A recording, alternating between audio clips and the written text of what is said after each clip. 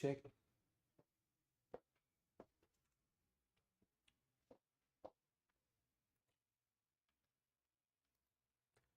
Hello and welcome to Edukemy's YouTube channel. My name is Harsh Singh and in this video we shall discuss current affairs and gazette for today, 4th of March 2022. And before we begin, let me welcome all of you here.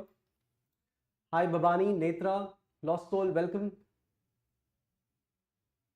How you doing? Ashish, Hima, Kriti, Pooja, good evening all of you. Vakram, Kim, who else? Vivek, good evening and welcome. Hi Tiasha. A lot of chats. All right, welcome to all of you. All the people joining in right now, a little late. Welcome to all of you. And I had posed a couple of questions to you people, and you people as well did pose a couple of questions onto me. So my first question was, mention 8 ways in which you know that you're studying well for the examination. Now this was a question asked by Kim yesterday, and this is really objective. While we know that we are studying every day and we are sacrificing so much, we have a routine of understanding how much we are losing at many ways, no? Because our friends, our colleagues, they are in a job, they are in a business, they are doing something, but we are dedicating all the time to studies. We account for what they are growing, how they are growing, but do we account for how we are growing? There must be a tangible measure which should be able to determine what we are doing and how much we are doing, what else is required. So quantifying what we do, quality is all right, but quantifying how much and what else, this is to be done. This is to be done in a structure, especially in a preparation where we all have to churn ourselves for times and times. It's not a 3-month examination. The cycle itself is 1 year. Preparation is 1+ years. So this requires more discipline, and therefore a structure would of course help. One of the structures that we utilize is current affairs. There are many other structures. For example, getting up in the morning itself is a structure, right? Or appearing in a test is a structure in itself, right? Or explaining something to our your nearer and dear ones. One of you mentioned that once I read something, I explain it to somebody in my family. That is a structure itself, doing it every day, right? So let's see what you people have responded, and then I will also respond to that. All right. So here in this question, Amlan says, discussion with friends, memorization of keywords, test series, right? These are some of his inputs. Bhavani says, able to solve questions better. This is a gauge. This is how they measure they are doing well. Able to give some opinion on current issues, able to recall issues which they have studied previously, eliminate options better than before. Of course, good. Ashish speaks of some ways, desire and determination, meeting daily targets, covering current affairs, revising, enjoying the process. All right, very good. And then Kriti says, maintaining the planner with daily targets, tally if not achieved. So towards the end of the day, marking what has been achieved, what has not been achieved, solving previous year questions, writing answers, evening class. All right. And then we have other responses like Hima saying, discipline, motivated, attempting test, current affairs daily, revising it, of course. All right. And then Kim says, daily activities of GS, studying optional, sleeping peacefully. And then we have Lost Soul saying making notes, revising notes, not getting distracted, giving small tests once a week. Mental health also is important. Doing plans also. I acknowledge this. I absolutely agree as well. And then Netra says getting up in the morning is important. Saturday and Sunday. Mock test. So see, this is the structure. What Netra has pointed out is a tangible structure. This is accountable, right? When you say determination, this is something that I'm not able to understand. I understand that you would have determination and you would feel that in the mind. But what is the action that makes anybody think that yes, Ashish is determined? What is that action? That action is possibly getting up in the morning, or sitting or ensuring that they study in a chunk, and 3 chunks of such maybe 2.5, 3 hours. right? So this is what is determination, and no doubt I see that you people are determined because you are here every day, you are here with me, so it shows up. So that is what I need, right? The way Netra has put here, start morning at 6:30 a.m. This is parameter 1 until 11 p.m. in the evening. Second is morning targets on core subjects. Oh, good enough. Motivational final sprint crash course. This is one thing that they have opted for. Solving mock tests Saturday and Sunday. That's week for them, whatever is the week area. And solving CSAT daily 1 hour. And all right. So I was also asked, how do I do this? How do I handle? So let's get to it, and then we will move on to the next question. See, first of all, we need to understand what is the ask of this examination. This examination asks for knowledge. Yes, to a certain extent it does. But then it asks more of reproduction of that knowledge in examinations, pre-exam, main examination, and then interview as well. So when we know that there is a structure for pre-examination, it is a 1-day examination and followed by a 5-day examination, and preparation must go side by side. We cannot prepare for pre first and then in 3 months we prepare for the other examination. When we know this part as well, right? So this is the scheme of the examination. We have to look at this, and we also have to look at us as a human being. So as a human being, so what I see, something that is really important and not sustainable, I feel, which we have missed out on, is the celebrating the process. Ashish has mentioned this, enjoying the process. But how do we celebrate it? How do we celebrate and enjoy the process? This is important. One way is to reward ourselves. So we have to reward ourselves every once in a while we achieve targets. And even when we do not achieve targets and we are upset, we have to reward ourselves. Sometimes I would do it during my preparation days. I would do it by going alone to a restaurant and eating some delicious food, the food of my choice. So this is one. Another way I would do it is through exercises. Strenuous exercises, they would release endorphins in my body. So 40-45 minutes or even 1 hour of exercises, hard exercises, and then it would release some endorphins. I would start feeling good. Stretching also, doing yoga also helps people. So recreation through exercises, through eating good food, all of these are magical things that work in the body. One could do this. One important thing that many of us might be enjoying right now, but earlier the system was that people would get away from home and study. If you are at home, you would not be missing your parents. In fact, you would want to miss them for a few days. So parents or whatever our roots are, right? It could be our guardian, it could be our friends.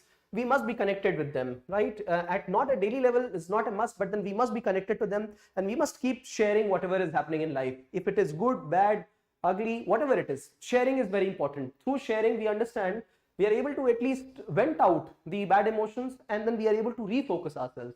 So these are a couple of few things that I see are important. Apart from that, building a tangible structure, this becomes very, very prominent. When I mentioned example of Netra, I saw that tangible structure there. So one of the structures is evening. This what we do, great. One of the determinants is that. Another, simple example was Sam. When we didn't see them yesterday, there was a question we raised, and then we understood he was there, but he was silent. He was not speaking. So that is a structure in itself. Then getting up in the morning is a structure, right? Clocking 3 sessions of 3 hours. This is a structure.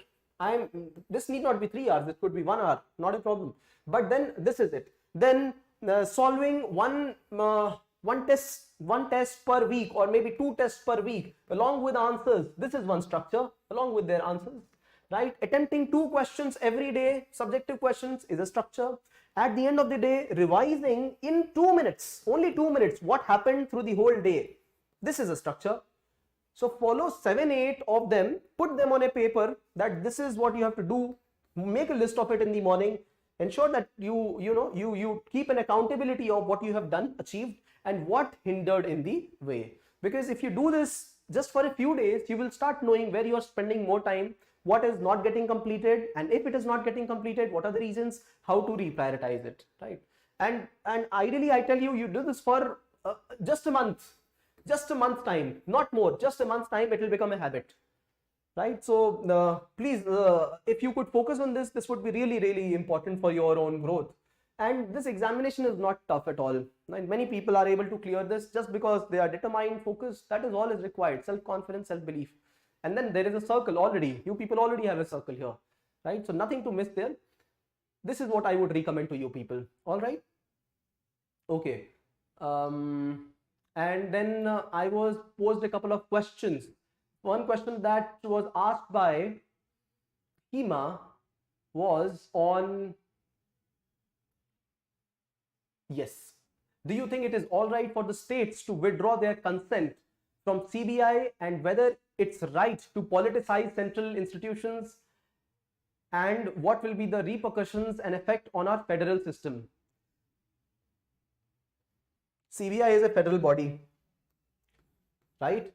And it has been initiated, it got formed under Delhi Police Establishment Act 1960s, I think, right?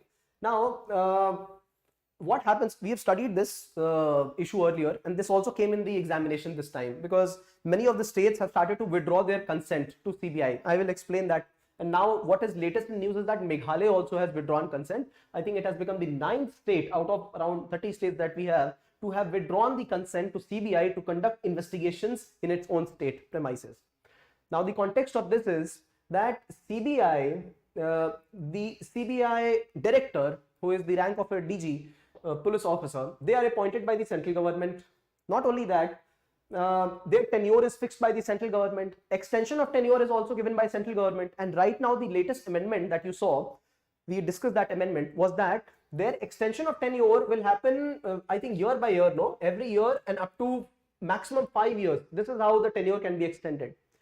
And if we were to extend the tenure, why not, if that person was performing good, you would have given them a complete 5-year tenure once. But then if we are extending them one year by 1 year, it gives a bias to the DG, to the director of CBI, to possibly do something in favor of the ruling party, right? So this is how independence of a very important institution, CBI, if you know its mandate is to investigate cases, is to not only relevant important cases of corruption, but anything that has been given by Supreme Court and other things. So it has got a very, very wide mandate, and it can conduct investigations on central authorities, state authorities, local bodies, civilians, any crime, corruption, anything that is of a serious nature by itself, right? So when this authority is under the complete control of central government, certain states feel that their autonomy will not be preserved. So they say that you will not be landing up in my state, and you will not be conducting these kind of investigations. We have seen this in a number of cases, right? West Bengal, and there was an investigation around microfinance cases, right? West Bengal went through some scams. When central authorities came there, it was found that the it is possible that the state ministers are also involved. And when the CBI came there, the state police in fact opposed CBI's presence there. So there was a lot of tussle between two government authorities, and this is a very dismal state of affairs when federal and the state governments are fighting with each other. So this could be avoided. Now, right now, the question that Hima has asked becomes very important. Do you think that it is all right for states to withdraw this consent from CBI? If one statement, one word answer is required, then answer is no, it is not all right that states withdraw their consent. If consent is withdrawn, then we will not have an all India structure through which these cases which are really critically to be solved, they are solved, right? So therefore it is not important. However, and here comes the reformation, in short run and in long run, what could be done? In short run, there are two kind of cases which are in which consent is given. One is general consent, and the other one is consent for specific cases, right? So specific consent is asked in case general consent is not given. States are asked about specific cases. We want to conduct an inquiry in this particular case, please allow us. So specific consent should be given based on the credit or nature of that particular kind of issue. This is one thing in the short run that could be done. And in the longer run, and a body like CBI should be made more autonomous. It cannot be a caged parrot, as Supreme Court had rightly mentioned 3 years back. CBI as a caged parrot of the central government, right? So these kind of institutions must be made more autonomous. Yeah, of course, that is the need. And so this is how the solution is. But right now, CBI has got many ways in which it can conduct investigations even when general consent or specific consent is not given. How? They can ask the local authorities, CBI's local authorities, to conduct the investigation. This is one. They can lodge a case in Delhi and they can get further investigation done. They can seek or they can seek a permission from the local court and still get the investigation done. They have got various ways in which they can still get it done. That is the kind of authority power CBI has. But then still conducting these kind of investigations without state's approval, where the conference of state is not met, this is not a good balanced federal. It requires reformation. So good question asked. It is in current affairs. So thank you for asking this. The second question that I was asked, please post it down if I missed. I think Ashish had asked a question. We discussed marital rape because Union government asked Delhi High Court to differ from hearing such petitions. Is this against separation of power of the legislature and judiciary? Of course, if the central government is asking them not to do it, it is against, but it is not so. Honorable judge, it is always said, honorable judge, sir or ma'am. Why? Because there's something called as contempt of court. Court as an institution cannot be contempted against, right? So it is only a request or a plea by the central government to the Delhi High Court that if it will be great if you do not proceed with any kind of petitions which are challenging the case on marital rape, IPC section 375, because right now we are studying them. Right now we are in the process of consultation, wider consultation, and once we are in a place to respond to you, then you start hearing all the petitions. Because if you hear your petitions right now, it will be a waste of time for you calling us, Solicitor General, or the law officers of the country. It will be a waste of time. In that regard, this is what the government has requested the High Court. Not that it is instructing the High Court, right? And these kind of conversations do happen. See, once you start looking at the newspaper, the kind of conversations that happen between the judge and the executive. For example, if there are cases of delay in procedures from the part of police or from the part of any secretary, the judge, a junior judge, a judge who is only maybe beginning or maybe towards 10 years of their career or 15 years of their career, they've got the power and authority to defend the constitution. And in that defense, they give a very strong statement even against the prime law officers of the country, right? So can you mention the most powerful law officer of the country? Who is the law officer of the country? Additional Solicitor General, and then who is placed above them?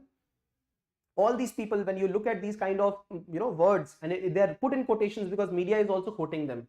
So it is said in Hindi, "Fatkar lagate hain," right? Judges. So that is what happens. And this time, the language of the media says that the center has asked. They have actually requested, right? So this is it. And regarding the answer on nuclear, the pending nuclear things in India, answer is partially done by each of you. We will understand this article in completion here. All right. Attorney General, thank you very much. Attorney General. All right. Thank you. So 1 Attorney General, and then I think 4 Solicitor General, and then 8 additional Solicitor Generals. Am I correct? Okay. Thank you. Thank you, Bhavani, Kriti, Ashish, Ravi, all of you. All right. Okay. Let's begin. Another question that was asked to me was also quite relevant. Just a bit. I'll request you guys to hold a bit. Why am I not able to access the? I need the bar. Yes, just a bit. Lock the taskbar. Oh yes.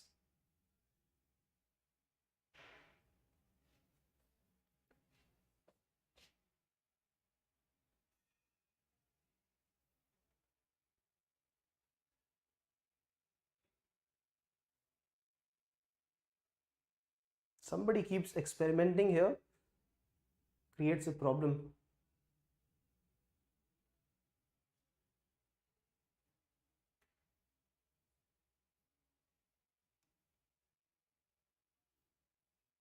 Just a bit, friends.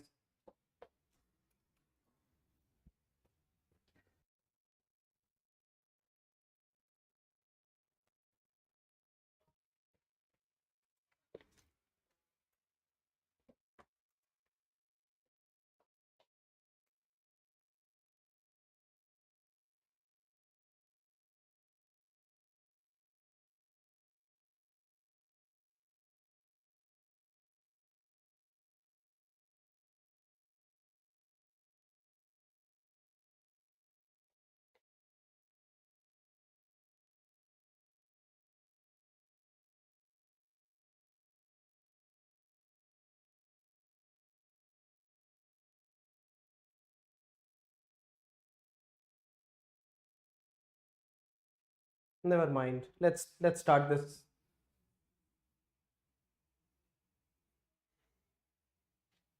All right. A question that was posed to me is right here.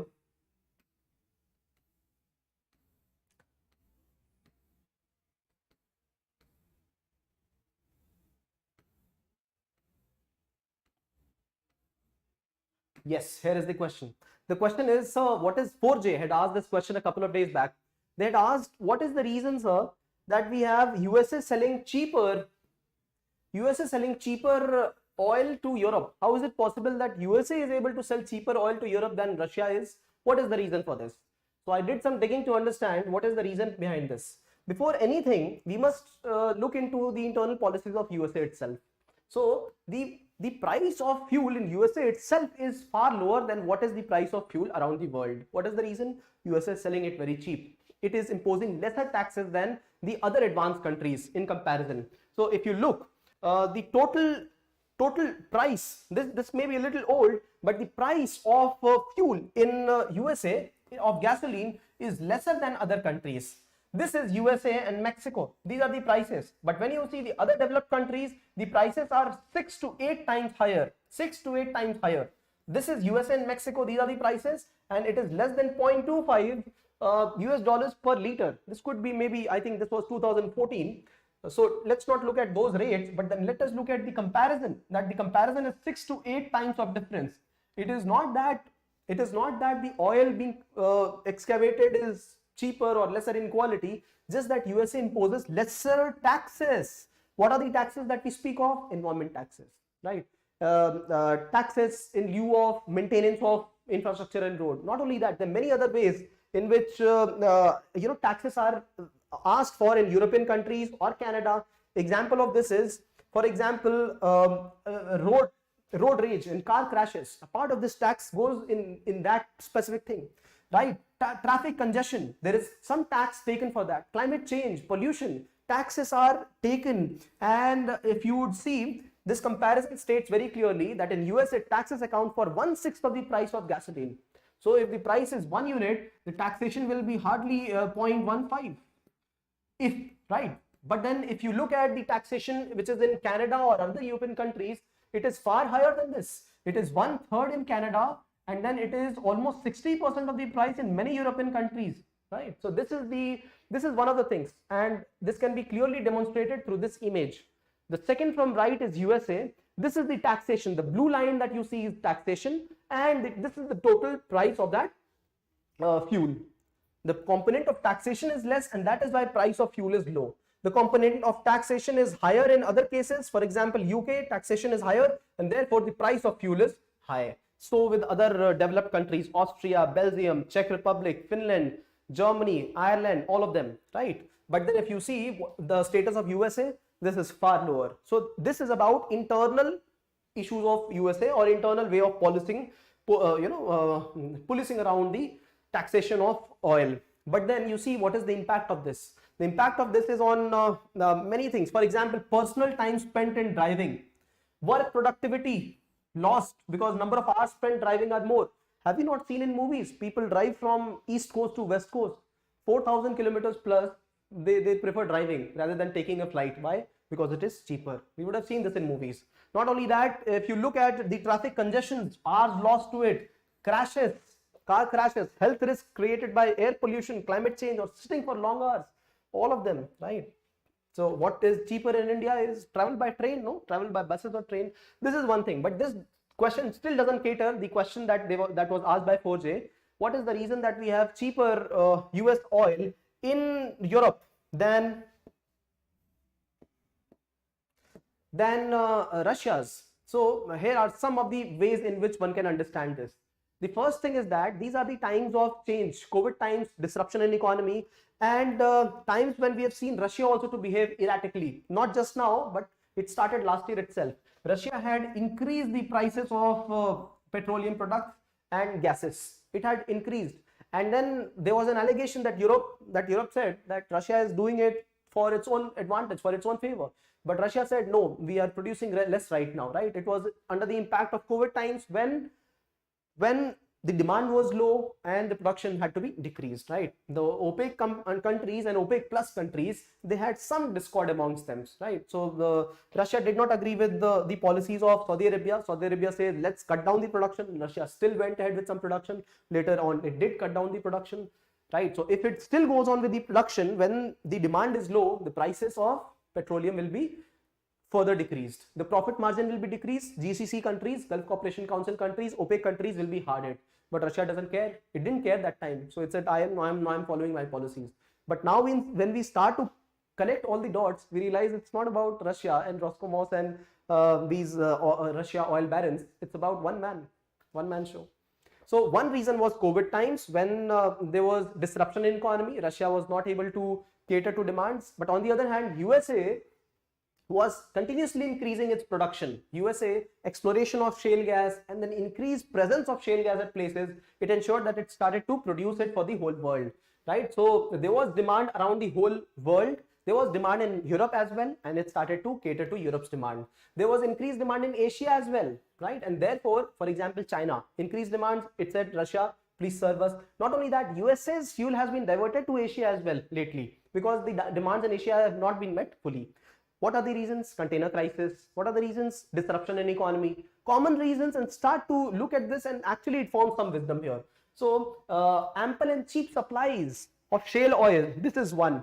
Cheap supplies by USA and shale oil and gas boom. Corona disruptions and container shortages. Russia could provide, other countries did not provide. Russia, high prices of oil last year itself, and impending sanctions. And then sanctions in Russia. Now Europe will only be able to get it from USA, right? Demand in Asia has also soared. Economy of scale. If you look at the difference in the kind of economy Russia is and USA is, you will see that there's a difference of more than 10 folds. Not even 10, 18, 20 folds. That is the kind of difference. I'd like to show you that image right now. And then limited spending during COVID times and trade tensions with other countries. This is what led USA to proceed ahead. Now, this is the image that I had seen at World Bank report, and then this was in the newspapers, and I got this again. So if you see the kind of world, this is the world GDP, and USA has a big chunk of it, around 24% of 2022 itself. Around 24% chunk of the world GDP is with USA, 24%, and Russia is only 2%. Only 2%. See the difference. So economy of scale works more in the favor of USA, but Russia also is not a small exporter. It is one of the largest exporters of the of petroleum and gases around the world. But USA tops the list overall at many ways, right? Doesn't have oil as much, but then does have a lot of gases. All right, and when you see India is having 3% share of the world GDP. What are the biggest ones? USA 24%, China 16%. And then comes Germany, wow, 5%. Japan, almost 6%. See? So when you look at the GDP, approximately of the top 25 countries, this is the status. USA, China, Japan, Germany, UK, India. This is not purchasing power parity. This is nominal basis, right? USA, China, Japan, Germany, UK, India, France, Italy, Canada, South Korea. Most of them developed countries, and if they are developing countries here, it is only because of the size of population, right? So what do we have here? We have a country like India, developing, huge demand but lot of population, so that is the reason. Indonesia, and all right, so this is it. Only few developing countries, mostly developed. So this is the update here. Hope Porje you understood what we wanted to explain. Thank you for asking this question. So let's proceed with the initiation of current articles. Okay, what do we have today? Today we have health star ratings for packaged goods, packaged food, and health star rating by FS-SAI. The second one is insurance of Kudankalam nuclear power plants finally getting insured. And the third one is economic impact of Ukraine crisis. We'll understand that quickly. This day in history dedicated to first Asian Games led by India, 1951. Featured news on relevance of fundamental duties in India's democracy. It is being demanded lately that fundamental duties be made mandatory. We must have to obey the duties to be able to avail our rights. We will understand what are the pros, cons, what are the issues, what are the challenges, and what is the way out. Image of the day is on Kaliyattam festival from Kerala, north of Kerala. Terms and concepts: SIMBA, Nomads welfare scheme in Jammu Kashmir, Dugong Sea Reserve in Tamil Nadu, and foreign exchange swap that India is now participating in. Three editorials: urban development not doing so well, forced multiplier about capital expenditure, is it really going to help or not, and the third one is on India and UAE CEPA. Today's case study is on a person who is helping people against farmer suicides. So let's begin this discussion. Oh yeah, we have Vivek trying to help us. Go to taskbar settings and unclick hide taskbar.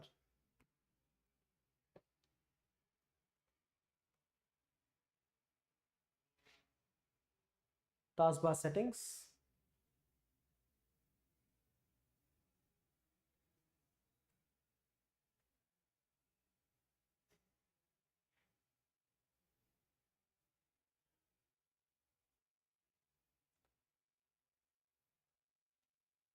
Lock the taskbar, absolutely, automatically hide, no.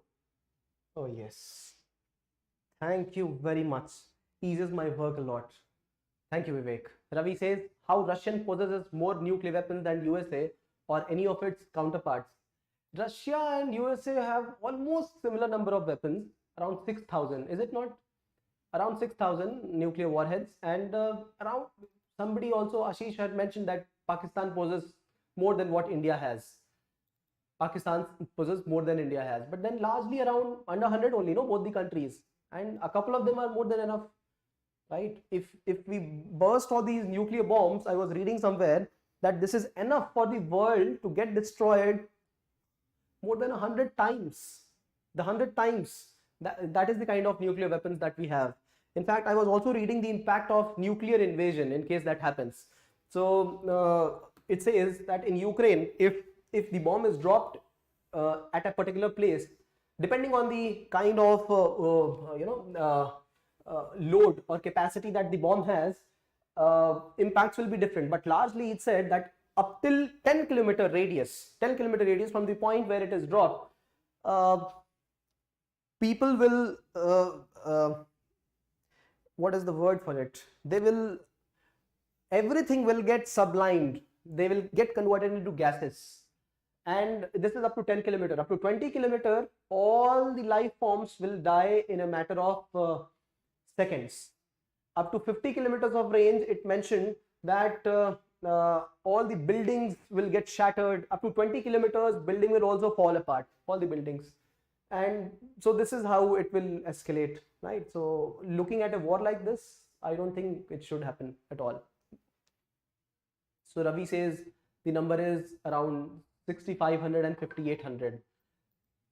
It wouldn't matter if Russia has more. Yes, if Russia has more, so what's the issue? There's no issue. Russia and USA have had multiple rounds of treaty between them. START treaty, New START, weapon reduction treaty, many of the treaties between them to reduce the weapons. And they also went ahead to reduce, but then the stockpiling was still there, right? All right, so moving ahead to first update, health star ratings for packaged goods. Look at this image first. This image talks about the basic rights of consumers. One of the basic rights that all consumers have is the right to be informed of what they are eating. Is it not true? Right to be informed of what is the kind of product that they are looking at purchasing. Right to be informed of what kind of ads are being displayed on their screen. All these rights, we had covered this in consumer rights protection, right? We had covered a complete feature news on this just I think 15 days back. So right to complain, right to seek compensation, right to be informed about our rights, right to choose the product, or many agencies have an important role to play. And one of the agencies here that has to play a role is FS-SAI, right? Food Standard and Safety Authority of India. And Food Standard and Safety Authority of India looks at standardizing the packaged products, especially the food products, and not only standardizing but having a benchmark above which the food will be sold in the market. So whenever we look at the Lay's packet, right, they must fulfill some basic mandate. For example, the back side or the flip side of the packet must contain how many grams per 100 gram is the fat content, right? How many grams is the protein. What is the nutrition standard of that particular product? Is it vegetarian or non-vegetarian, green or red? Similarly, a lot of other standards to be placed. Now they have come up with a new standard of rating. This is called as HSR, Health Star Rating, HSR. They say that every food item must have a star rating, which should be able to demonstrate whether that food has been recommended or not, right? So if you see what is the Nutri score, A, B, C, D, E, nutritional standards, right? People will not be able to read, but looking at this will be able to help them choose that product or not. High in calories, warning symbol through this, right? What should be the reference intakes or the star rating itself? If you have seen, don't we have star ratings in appliance, energy efficient or not? Similarly, these kind of food products will also have this. Now, this was one of the largest surveys of its kind conducted by IIM itself, and based on the survey of around 20,000 people, they came up with this conclusion that we must have this star rating, and this is what has been accepted by FS-SAI. So this is the update. Along with that, front of package labeling, So front of the package labeling will happen about all these advertisements, specifically the presence of food, the presence of nutrition in that food item. What are the food items which will be selected? These are the items. Example: chips, biscuits, namkeens, sweets, chocolate, meat nuggets, cookies, all of them packed products, and people will be able to receive information about them.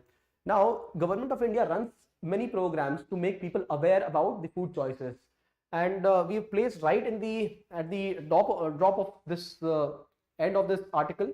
Eat Right initiative is one of such initiatives. If you look at this initiative, it may not be popular, but the governments keep popularizing on national televisions, on radios, through ads, banners, that people must eat right. Oily food from the local shops, vendors, they must be avoided. Fortified food, all right. There was a debate on fortified food as well. Should fortified food be sold, or should it be natural food with diversity of nutrition? This was a question asked in relevance to ICDS program also. Should food be packed, or should hot cooked meal be served? This could have been a possible question for main examination, didn't ask, but then this is a possible question for the next examination as well. So we have covered, we've written that, we put that link here again. Experts raise concern over mandatory food fortification. Food safety labels also. These were all in news. We have put that. There was another thing that was in news, that is that there must be display on what is the level of and percentage of the trans fats. Yes, trans fatty acids contained in the food product. So the percentage of trans fatty acids should be reduced. It actually got reduced from 5%, 10% to 5%, and then later 3%. Now this is what has been mandated, that the percentage of trans fat in food should be reduced even further to 2%. To 2% of the total fat that has been put in that particular entity, because trans fats are not naturally created, they are largely artificially created. Some of them are naturally created also, but for industrial processes, for example, if imrti is to be cooked, or if a certain specific shape has to be made out of a particular sweet or a snack, then trans fatty acids helps in creating that shape. Not only that, it is cheaper, the shelf life is higher for that food product, and that is why trans fatty acids is being used by many sellers. But it is not mandated, it is not good for health. Mostly since it is not natural, there is no mechanism for the body to make that trans fatty acid exit the body. So the natural fats are good, right? But then trans fatty acids are not good, and now FS-SAI has said that reduce it. Earlier the mandate was 10% of trans fatty acids among all the fatty acids. Then it reduced to 5%. Now they say 3%, and then they also give stipulated time, and time has again been given here as well, right? So they say right now this introduction of the new HSR, Health Star Rating, or the front of the package labeling, this is now not mandatory right now. Right now it is voluntary. It will be converted into mandatory in a few years of time when people are ready. Has there been an opposition? Yes, there has been an opposition. Two kinds of opposition. See, once when we look at the product and it says Nutri score B, people would straight away go and say, oh yeah, it is green, it is good enough, we will purchase it. Is it recommendatory in nature? No. The idea has been just to say that the nutrition level is better than others. But then this does not mean that this product should be endorsed. It doesn't mean that. It may have some problems of its own. So this is one contention. The other that this is a moral level of contention, not practical, moral level of contention. The other level of contention is that some people say that this will impact their sales, so do not do this. But then anyhow, there have been lobby groups in, saying that tobacco, what a lobby group tobacco has, that 80% of the cover of the tobacco front, it should not contain that warning. And even if warning is there, do not display that deadly image of a person, the lungs and all that thing, not to be displayed. But then court says no, nothing doing, you have to display all this. I think 85%.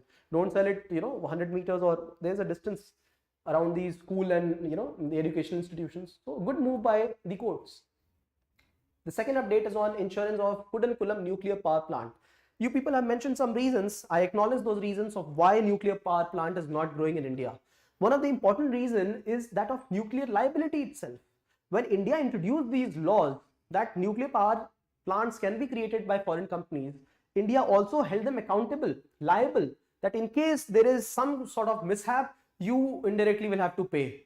And this was such a trap for the foreign companies that they felt, oh, this is a trap, then we should skip this. Many companies skipped. There were American companies, there are French companies, there are Russian companies, there are Japanese, and Japan and Germany as well. Germany at all started to give up on nuclear power, although it was one of the stalwarts. Japan also still recovering from Fukushima disaster, not happy. But then these other three economies, France and Russia, are in the process of creating nuclear reactors in India. France is creating the largest nuclear power station in the whole world, 10,000 plus megawatt in Jetapur, 6 power plants. And then Russia is creating one in Kudankalam, and America also has been assigned spaces and places where it could start, but the nuclear liability has prevented them. See, many of the companies which are doing it are private companies, so they are not the operators. The operator of nuclear power plant will be NPCIL, Nuclear Power Corporation of India Limited, right? And these companies are the companies which are giving them products, right? So they are importers, and they could possibly be the operators, but the source could also be charged, right, in case there is a mishap, in case there is a fallout in the nuclear power stations, or there's a meltdown. So if they will be charged, the liability could be very, very strict. They could even go bankrupt in these kind of cases. One person might ask for whatever amount it be. And when the law was framed, it became very strict because of further politicization of the issues. The parties were like, we will give more rights to the people, right? Bhopal gas tragedy and other issues, they were also accounted for. So overall, liability was an issue because of which many companies, they deferred initiating these projects. This is one. The other major issue because of which we could not get ahead in these kind of technologies is, thank you, a couple of you who have written a good point here, that is participation in NSG, Nuclear Suppliers Group. We are a member of many other organizations, for example, Australia Group, Wassenaar Arrangement, and Missile Technology Control Regime. We are, but then we have not been a member of NSG. NSG waiver has been given to us. See, this is a group of 40 odd countries which have nuclear technology or which are considered responsible. So there will be Canada, there will be Australia, there would be Japan, there would be Namibia, there would be Kazakhstan. These are those countries which have nuclear fuel, or they have nuclear technology, or they have got such brains, right? So mixture of all these three are required. All these three are mandate to create a nuclear power plant, nuclear devices, nuclear fuel, nuclear warhead, any of them. So they have said to each other that we will be providing technology transfer, we will be providing fuel, nuclear fuel, all of them to amongst ourselves only. Now India received a waiver and they will not be providing it to any other. Now what does India have? India does not have much of uranium. India has thorium. India does not have much of uranium. India does have some power, but India does not have technology. So India needs resources. Now USA came and said, we will start giving you resources, and we have also given you waiver. After USA, many other pacts happened, no? France, Russia, all of them happened after USA 2008 pact, and that was also reluctant move by Russia. So when this happened, there was a waiver given from NSG, but then India was not made a participant inside Nuclear Supply Group. Had it been made a participant here, India would have received technology, fuel far faster. But now because of liability issues, because China China said, no, we will not have India inside it. So because of this, only waiver was given. India was not made a part of energy, and this also has withheld the technology in India. Not only that, see, nuclear power has got its own issues. For example, a long gestation period, right? What about the safety of the spent fuel? That is another issue. Spent fuel is the remnants, right? Its disposal is a concern. And then we also have alternate sources of energy, right? We are focusing on all of them. So there are various other issues also because of which nuclear power hasn't grown as much in India. There are issues around it.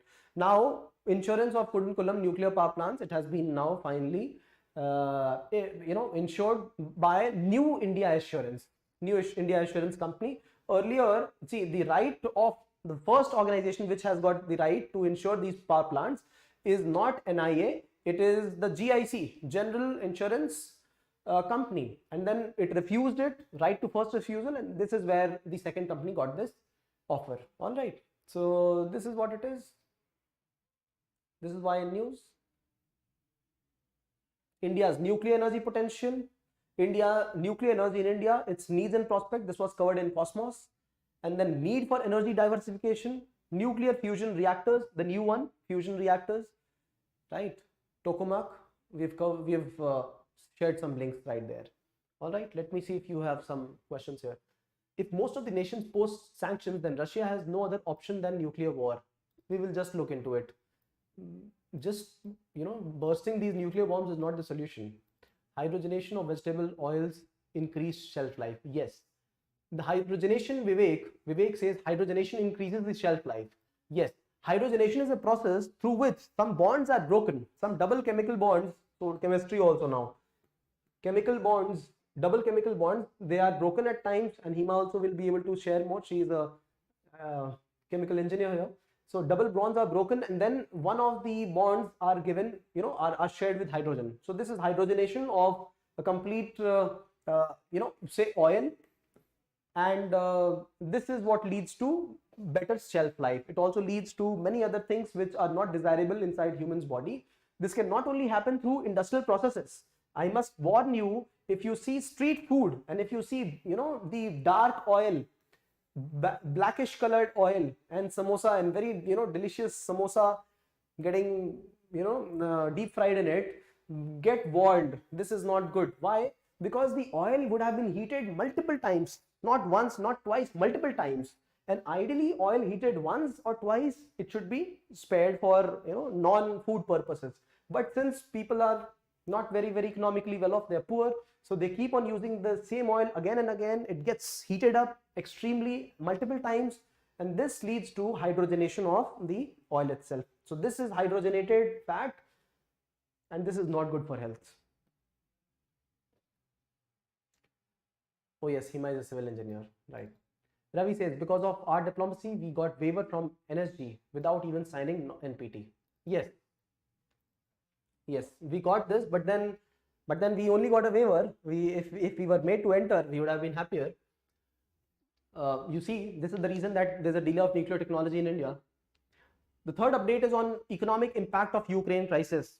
I have been reading, whatever I have been reading is that the fallout of this kind of war will be huge, humongous on Russia itself. Not only Russia, around the whole world, but let's begin with Russia only.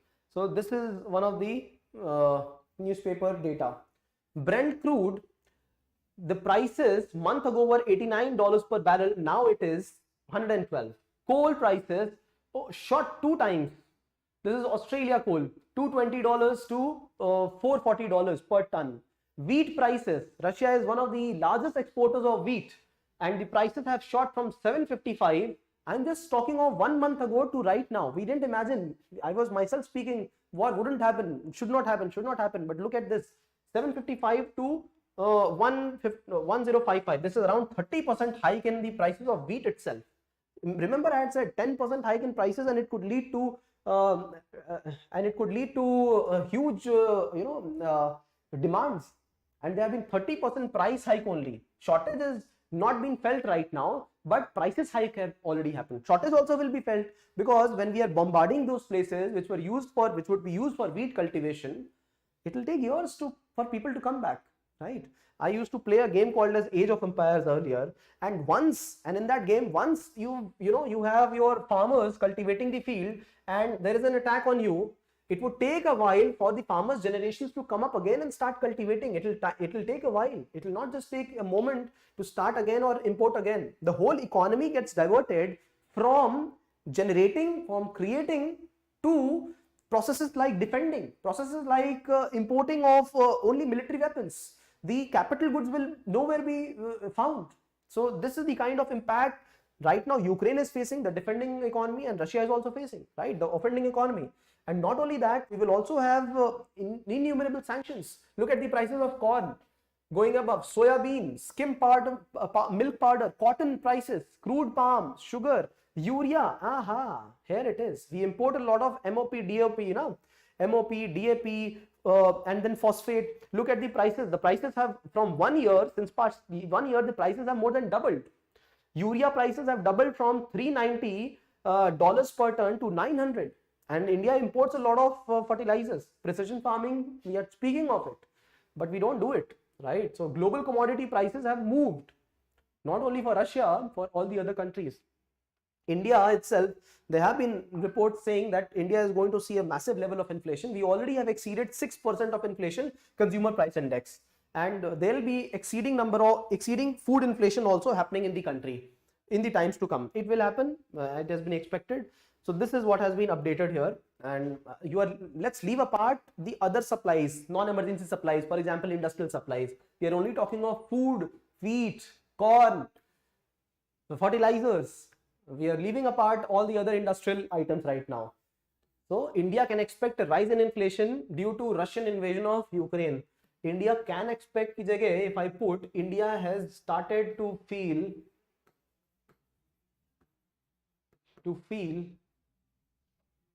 the rise in inflation. This is absolutely correct. The member of Monetary Planning Committee has already said that the prices have gone up, and then we are going to see something about this, right? India is into currency swap already, because we are not only facing this food inflation and inflation in general, there's also excess of money in the market, excess of rupee in the market. And once we start withdrawing rupee, this will create further problems, because this money was also utilized for expansion of economy during COVID pandemic. So let's see. It is a very tough road for during Corona times, and especially when we have a war around the world. Since the whole economy is integrated with the world economy, even when the demand is low, even when the requirement is low, it is going to impact the whole supply, right? So pushing up inflation, felt more on inflation, widening current account deficit. All right, not only current account deficit, our import is supposed to rise to $600 billion.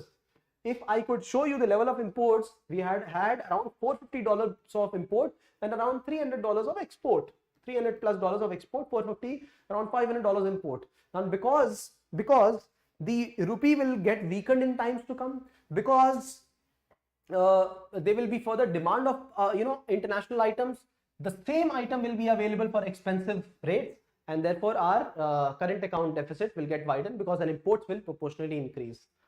See, this is the problem of getting dependent, especially fuel prices, dependent on fuel and basic commodities like agriculture. It will have cascading effects. Absolutely, it will. Not only Russia, around the whole world and on the whole world. Leave apart what is happening to Ukraine. Russia is world's third biggest and second biggest natural gas producer, right? Biggest oil and second biggest natural gas after USA producer, and third in exporter of coal behind Australia and Indonesia. It is also the second largest exporter of wheat, presented in the newspapers all around.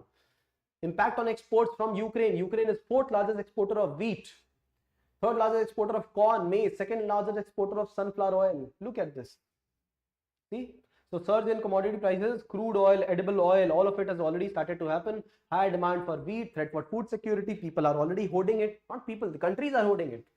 Right? India and agriculture economy far happier than many others here. Flight of capital, agriculture commodities, fertilizer, merchandise, all of it. Cotton also. So some articles related to it posted here.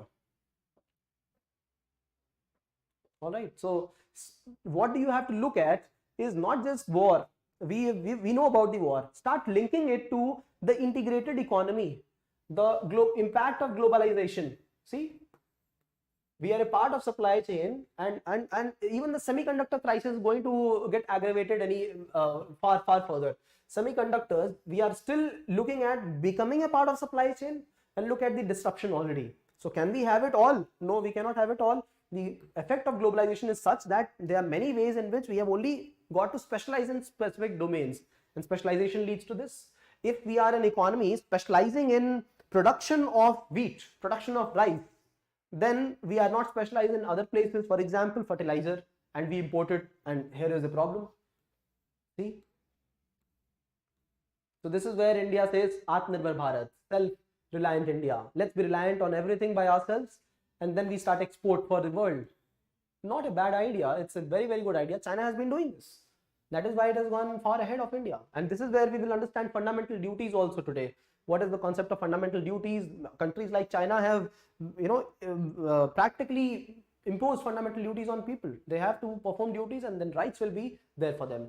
Similarly, India is looking at doing something like that. Meanwhile, first Asian Games organized in India, right, 1951. It was a very important feat. Yes, it was an important feat for India to organize these Asian Games. But if you look at the medal tally, beyond Asian Games, this is the 2020 Olympics. I wonder how a country like Russia, with such a small population, right, almost the size of Mumbai or Delhi, is able to achieve 17 gold medals and total 46 medals. Far more than what we achieved. This was the best performance for India, 7 medals, best of India. And what is the reason? That Republic of China, Republic of China is that country which has been facing conflicts with China. Amlan says, "Abhi attack hoga today, tomorrow there will be a plane, and it will be shooting bombs at Taiwan." But still garnering 71 medals and 20 gold medals, and we are placed 48th in number. So our level of the sporting spirit in our country is dismal. It's pathetic and poor. Right, USA, China, Japan, both of all these economies, most advanced economies, we saw that in GDPs, right? USA, China, and then Japan and Great Britain, all right, agreed. Australia, fine, but why is India placed at 48th position here? Dilemma for us, but yes, Asian Game host, 1951. Feature news for today on fundamental duties in India's democracy. There has been a petition multiple petitions asking to make these mandatory, implemented, and people must abide by fundamental duties. We will understand what are all the sides of this issue. Image of the day on a festival from Kerala, north of Kerala. This festival is called as Kaliyattam festival. And in this festival, people celebrate God. They have these, if you can see, there are, effigies. Some shaped of hen, and they pray, worship a divine entity, and towards the end they also dispose of these effigies in a particular temple in North Kerala. All right, so very unique kind of festival. All right, also was in the newspapers. SIMBA, we are not talking of the regular SIMBA, yeah, because there's a question, if it comes in examination, SIMBA relates to Indian movies, and then important government schemes related to lion. Let's see what you answer. This is a scheme related to lions. Its full form is software with intelligent marking based identification of Asiatic lions. Asiatic lions, there are two kinds of lions that exist, Asiatic and African lions. Asiatic lions largely found here in India, and only one place in India, that is Gir in Gujarat. And then around Gir, they are located, definitely there are 600, 700 odd lions in our country. And you must note one thing, that this specific part of the body, the face part, this is unique for every lion. These whiskers that you see, these mooch, what you call mustache of lions, mooch bolte na Hindi mein. So this part is unique for every lion. Contrary to what we think, all sparrows look similar, all crows are same. In fact, all crows would think that all humans are same. So this is how lions differ from each other. Each lion has a different pattern on their face, and this pattern is going to get recognized, and we will be able to count the exact number of lions and understand their presence. The unique whisker spots on either side of their muzzle, What is muzzle? This protruding part, muzzle. This is unique, and this precise pattern are highly variable and do not change over time. This is going to help us understand the presence of these lions and their extent. All right. So this is the update. Lions are endangered species. Schedule 1 of Wildlife Protection Act. Why? And they are African lions also. Similarly, the elephants also, Indian and Asiatic elephants, and then African elephants. And similarly, the tropical rhinoceros, right? Asian, Sumatran, Javan, and then African also, Indian also. Nomad welfare scheme. When I'd gone to Jammu and Kashmir once, I had gone to this particular place. This was Gulmarg, and these are the traditional huts of Bakarwals. This is the place where they would live. These are those tribes, right? Notified tribes in those places. And these are places where in winters there would be the place will be completely covered with snow, 6 feet, 8 feet of snow, and their houses would completely get drenched with snow. They would possibly not be able to live here. So they come up in the higher altitude in summer times, and then they go back during the winter times. These are the times in summers when, just for a few months, the whole place becomes lush green, and this is where they come for cultivation of sheep. Because sheep is also in demand, winter, places with winter, and they give good food, they give wool, and this is where they come for cultivation. These places are very rich in biodiversity, and they also ensure that just a few months and a lot of greenery. So, but then the impact of these kind of activities on a modern world is that the people here, these tribes, Bakarwals, Giddis, and other tribes, they are not taken care of, and that is the reason that the government now in the modern world has said we will have a Nomads welfare scheme, Jammu Kashmir region specific. So denotified tribes, semi-notified tribes, and notified tribes just means that they have formed different groups of tribes, and in these the people who are there in these categories, they will be getting this kind of scheme, right? So in Jammu Kashmir, Ladakh, and Himachal Pradesh, all these three places, this is where the scheme will be running. Nomadic tribes are the most neglected, marginalized, and economically and socially deprived communities. All right. But these Ban Gujjars in Himachal Pradesh, Gujjars, Bakarwals in Jammu Kashmir and Ladakh, what will they get? They will get coaching, health insurance, livelihood initiatives, financial assistance, house construction, all of them. I saw the house broken. What is a poor sight for me to watch, but thanks to the government doing all this. All right. Let's see, what are you mentioning here? Prince Rajput, welcome, good evening. Ravi says waiting for the election season to get over. How is that related? Elections? Lion King movies. Yeah, Simba, Lion King. Cheetahs too, absolutely. And India has also said that we will be importing cheetahs from Africa, not from Iran. That's a news. We have discussed this previously. Nomadic herding. Yes, we are talking of nomadic herding, Pragyan. Nomadic herding means people who are nomads, they don't have a permanent settlement. They keep moving from one place to another so that they, their cultivation, not cultivation, but then their animals are fed and they utilize these animals for their livelihood. All right. Education Academy, all that. Yes. Thank you, Bhavani. Amlan says recently central government also launched seed schemes for Nomad. All right. Thank you. Yes. Ayastha, price rise. Oh yes, price rise. Yes.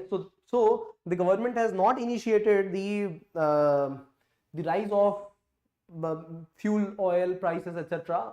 That will happen just after the elections are over. This is what is being speculated. Thank you for mentioning that, Ravi.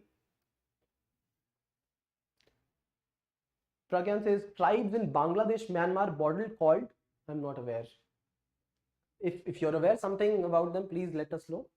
Dugong Reserve in Palk Bay. Dugong is, what is the national aquatic animal of India? Anybody? So dugongs are these, and are dugongs vegetarian? These are mammals. These are a kind of mammals. They grow quite big. So around 500-800 kgs is what they grow, double the size of humans. And mostly what they feed on is grass, sea grass at shallow levels, and they are one of the vulnerable species. Yes, vulnerable species. and they have been put in vulnerable category in IUCN Red List and Schedule 1. Schedule 1 is the highest protection order which is given under Wildlife Protection Act, right? So Dugong sea cows, for them a reserve has been created at Palk Bay. Remember, Palk Bay is the same place where multiple activities are happening, right? One of the activities is the illegal trade in sea cucumber.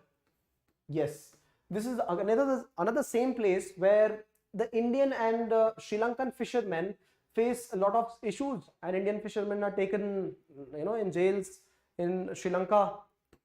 Yes, same place. You must look at the map here. Palk Bay, Palk Strait, what are the kind of issues at these places? So conservation of dugongs, sea cows, is being enforced here. Foreign exchange swap. What has happened here is that we have had more of currency here, and in currency swap, what you're trying to do is swap the dollars. So RBI will sell the dollars in the spot market and enter into a contract to buy these back 2 years later from these times. So when the central bank sells dollars, it gets back the rupees and vice versa. All right. Right now, the presence of rupee in the market is high. That's true. So government will say that this is a way in which we are trying to reduce inflation from the country. We want to suck out the money, the presence of Indian rupee, because we don't trade in dollars, na? We trade in Indian rupee in India. So they will release the dollars out of foreign exchange reserves or other schemes, and they will take in back the money, the currency. This is how it will reduce the level of inflation. One of the ways in which inflation can be reduced. In ideal conditions, we wouldn't want to part away with dollars. We would want to keep the dollars and want to expand the economy of India. Remember, you people had mentioned very clearly that dollar is the most dominant currency in the world. How did it become so? It became so by printing more dollars and making its economy more influential, by creating more products over 200 years. And this is one of the reasons that dollar is one of the most dominant currencies. We also want our currency to become dominant, not to get it restricted. But we need to restrict it right now because of rising inflation levels. That is why foreign exchange swap happens at multiple reasons and multiple times. When India and Sri Lanka are swapping their currency, we are trying to bail out Sri Lanka because international transactions from Sri Lanka will take place only in dollars, not in Indian rupee. So India says, fine, you take some dollars from us right now, give us rupee or give us your currency. We will handle the issue later. All right, so this is the update. What are the editorials? The first editorial for today is on UAE India Partnership. See, we have covered this in the feature news completely about India UAE. A quick update here is that UAE is only the starting point for India. Through UAE, India will be able to spread into Abraham Accord countries, Israel, UAE, Bahrain, USA, and then the new Quad as well. All these countries again aligned. Through UAE, the one who is projecting to be a developed economy, a place for destination for many, India is going to penetrate into the market of Gulf Cooperation Council as well. Not only that, through these kind of exchanges, India is also looking at more investments in the country. So food parks, investment in businesses in Kashmir. They're also looking at hospitality sector, right? Energy security, all of them. UAE and International Solar Alliance, all of them. Incubator business in India. The kind of human resources that we have, UAE looks forward to that. UAE has finances. India has human resources. USA has got influence over the whole world. Israel has got technology. So you see, this is how India is trying to go ahead, and this is what the article rightly mentions. See, UAE has got some treaties with our neighbors, Bangladesh. Through one of these treaties, the textile material that Bangladesh exports to UAE, it becomes cheaper. It becomes cheaper than what India sells to UAE. So Bangladesh has got the advantage, India does not. Now through this kind of agreement, India will also gain a similar advantage in textile, jewel, automobiles, pharmaceuticals, skilled persons, all of them. UAE will also provide Indians some special visas so that they can work there. So look at this beautiful scheme between two countries. This is an important time when the scheme has come. It could not have come at other times. These are the times when we are looking for disruption in the economy. Where there is corona pandemic, we are looking for avenues to grow. And there is China against whom we are competing. Only lagging but competing. So UAE provides a good destination for us. This is a win-win agreement. Whereas the contract negotiations go on for years and years. India, European Union, India, USA, many other countries. This contract was finalized within 90 days. So great one, good one. The Second editorial for today is on urban development. It says it's not a great smart story. One of the reasons is that urban finances are only few, right? We have given them functions, but then finances are limited to urban areas. The availability of housing, urban housing, is not as good as what was expected. We are falling behind the targets. Not only that, one thing you must look at when we look at urban economy is rental houses, right? So if the Modern Tenancy Act was to be passed by all the states, that would have helped. But then Model Tenancy Act is only modeled by the central government. The states have not entered into it, right? Example is public movement. Public movement. Delhi Metro is a good example. But if you have ever ventured in Delhi Metro, it is only the middle class who can travel in the Delhi Metro, because the prices are one station and you have to pay 8, 9 or 10 rupees. Two stations you start paying 18 rupees, and the prices go as high as around 60, 70 rupees. And the lower middle class or the poor people are not able to afford a thing like this. So Delhi Metro is not for the poor. Urban development, not so a smart story for many. Finances have gone into it, but then it has not led to the common persons availing these kind of services, right? So largely criticizing the urban missions which have lagged behind what was required for the country. And the third one is on capital expenditure. It says capital expenditure, will it spur private investment? It is not sure all the time. So it talks about some shortcomings. We all the time spoke capital expenditure is good, it's good, it's good, but they say that there's certain things that must be looked into. One of the things that must be looked into is the kind of shortcomings India already had before pandemic. Have we been able to look at those shortcomings? Why was the economy coming down? Manufacturing economy. What was the reason for auto sector slump? If we are able to address that, then capital expenditure, renewed spend will help. If we have not looked at those shortcomings, then this is further going to look at we are only going to look at the problems, right? This is one of the reasons that they have mentioned. They have mentioned a couple of more reasons also, right? So all in all, technical editorial, but a decent one to understand that only capital expenditure will not spur in private investments in the country. All right.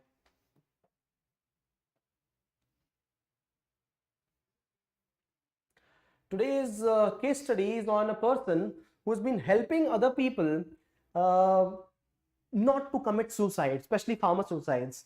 This is happening in Telangana. It happens in many other states: Maharashtra, Telangana, Andhra, Uttar Pradesh, Gujarat, Karnataka. These are the states which face maximum level of farmer suicides.